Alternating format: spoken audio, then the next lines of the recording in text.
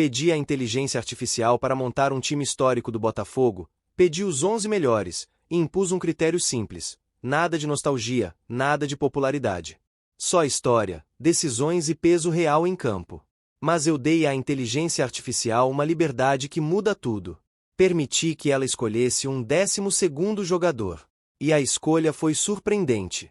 Segundo a própria análise, esse nome não aparece como complemento.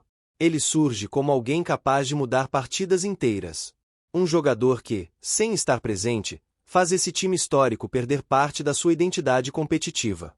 E esse jogador é revelado no final. Antes disso, é preciso começar onde a história do Botafogo realmente se sustenta. No gol. E a inteligência artificial escolheu Manga. Manga não foi apenas um goleiro técnico. Ele foi o guardião da Era de Ouro. Titular absoluto entre o final dos anos 50 e toda a década de 60, esteve presente quando o Botafogo dominava o futebol carioca e se afirmava nacionalmente. Jogos grandes, decisões, clássicos, campanhas vencedoras. Manga estava lá. Sua escolha passa pela consistência em momentos decisivos, pelo volume gigantesco de partidas como titular nos anos de maior glória. Ele não é um coadjuvante da história. Ele é parte estrutural dela. Na lateral direita, o nome escolhido carrega liderança e modernidade. Carlos Alberto Torres entra não apenas pelo que fez em campo, mas pelo que representou. Mesmo com uma carreira extensa e consagrada em outros clubes, sua passagem pelo Botafogo é reconhecida pelo próprio clube como parte do grupo de ídolos. Carlos Alberto simboliza o lateral moderno antes mesmo desse conceito se tornar comum. Técnico, líder, com qualidade ofensiva e presença em bolas paradas. Dentro de um time histórico, essa combinação de prestígio, liderança e desempenho pesa mais do que a simples permanência sem protagonismo. A zaga começa a se desenhar com Mauro Galvão, um nome que representa estabilidade, leitura tática e liderança silenciosa. Chegando ao Botafogo em 1987, ele rapidamente se tornou o pilar defensivo de um time que precisava se reencontrar com as conquistas. Foi peça central nas campanhas que encerraram longos jejuns, especialmente nos campeonatos cariocas de 1989 e 1990.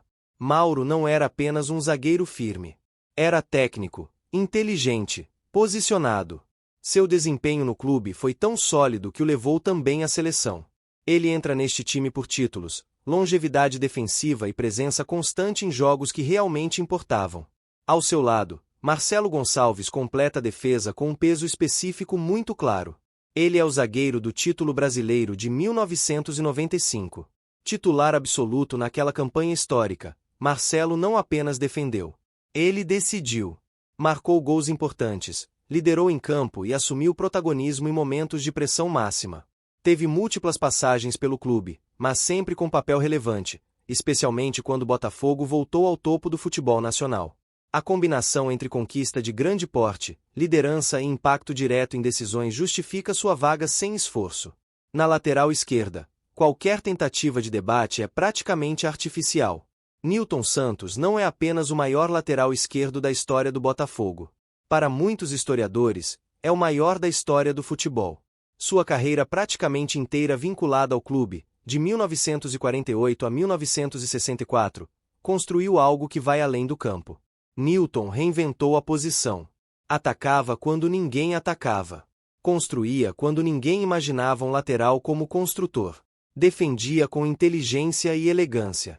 Foi decisivo em conquistas, símbolo institucional e referência cultural. Sua presença neste time não é escolha. É consequência histórica. Vamos para o meio-campo, mas antes de continuar, já se inscreve no canal e deixa o like. O final dessa lista ainda vai gerar bastante discussão. Quando o meio-campo começa a ganhar forma, o jogo muda completamente de nível. Pela direita, Garrincha não ocupa uma função. Ele transforma o ambiente. Atuando entre 1953 e 1965, foi o jogador que mais decidiu partidas na história do Botafogo. Clássicos, finais, jogos grandes. Garrincha aparecia. Mesmo atuando aberto, suas médias de gols e assistências impressionam. Mas o impacto real está além dos números. Ele desmonta sistemas defensivos, atrai múltiplas marcações e cria caos. Sua presença altera completamente a dinâmica ofensiva do time. Ele é fantasia, decisão e identidade popular concentradas em um só nome. No centro do campo, Didi assume o papel de cérebro. Organizador, inteligente, dono do ritmo. Suas passagens pelo Botafogo nas décadas de 50 e 60 o colocam como peça central do time mais técnico da história do clube. Didi pensava o jogo com antecedência. Dominava bolas paradas, organizava ataques e sabia quando acelerar ou cadenciar. Sua influência em decisões foi tão grande que extrapolou o clube e se consolidou também na seleção brasileira campeã do mundo. Ele entra neste time como um dos pilares invisíveis, aquele jogador que faz tudo funcionar. Ao seu lado, Gerson completa uma dupla de meio-campo raríssima. Passe longo preciso, visão de jogo ampla e chegada de segunda linha. Atuando principalmente entre 1963 e 1969, Gerson foi determinante em competições como o Torneio Rio-São Paulo, a Taça Brasil e os campeonatos estaduais. A combinação entre Didi e Gerson oferece algo quase impossível de neutralizar. Criatividade com controle. Talento com organização. Um meio-campo que não apenas cria, mas comanda o jogo. Pelo lado esquerdo, Paulo César Caju dá equilíbrio e verticalidade. Destaque entre 1967 e 1972, foi um jogador habilidoso, com drible, leitura de espaço e participação direta em gols e assistências. Ídolo reconhecido, presente em seleções históricas do clube, Caju conecta o meio ao ataque com naturalidade. Enquanto Garrincha desmonta defesas pela direita, ele constrói e decide pela esquerda, mantendo o time sempre perigoso. No ataque, os critérios ficam ainda mais objetivos. Quarentinha é o centroavante natural deste time porque os números não deixam espaço para discussão. Maior artilheiro da história do Botafogo, com mais de 300 gols oficiais pelo clube, foi o goleador das grandes campanhas entre 1954 e 1963. Decisivo, eficiente, presente em finais e clássicos, Quarentinha representa o faro de gol em sua forma mais pura. Ele não precisa de muitas chances. Ele converte. Ao seu lado, Jairzinho complementa o ataque com potência, mobilidade e explosão. Sua principal passagem pelo Botafogo, entre 1965 e 1974, é marcada por gols em jogos grandes, decisões e clássicos. Jairzinho não é apenas um finalizador. Ele rompe linhas, acelera o jogo e impõe presença física. A dupla formada por ele e Quarentinha combina eficiência, movimento e impacto emocional sobre o adversário. Nesse ponto da análise, eu pedi para a inteligência artificial ir além do time titular. Pedi que ela apontasse, de forma direta, o nome do 12º jogador. Túlio Maravilha. Ele aparece com função muito clara. Não entra por favoritismo ou carisma. Entra por especialidade. Destaque absoluto nos anos 90, especialmente em 1995, quando foi artilheiro do Brasileirão e campeão pelo clube. Túlio representa o matador de fim de jogo. Especialista em finalização e pênaltis, oferece variações táticas imediatas.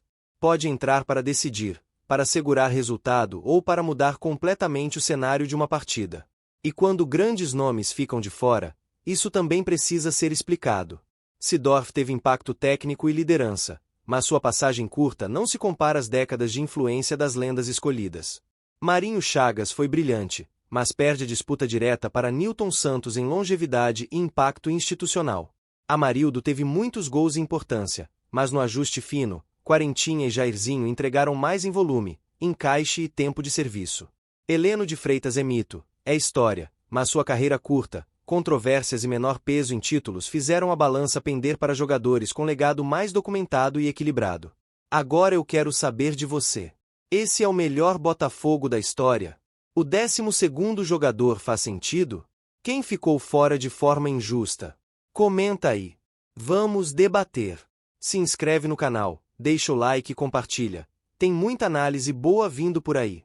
Quando o futebol é analisado com profundidade, a polêmica não é um erro, é consequência. Até a próxima!